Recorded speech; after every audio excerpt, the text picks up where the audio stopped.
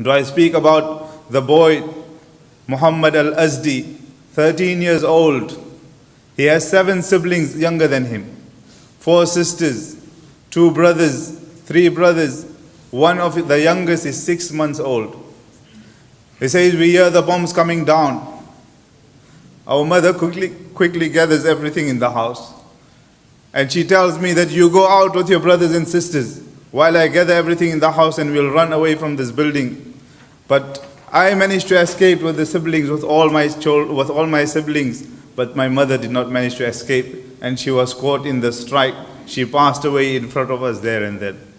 My father is in North Gaza. He could not reach us. It has been almost 100 days. We do not know where my father is. It is me, a 13-year-old young boy, that is looking after a 6-month-old child.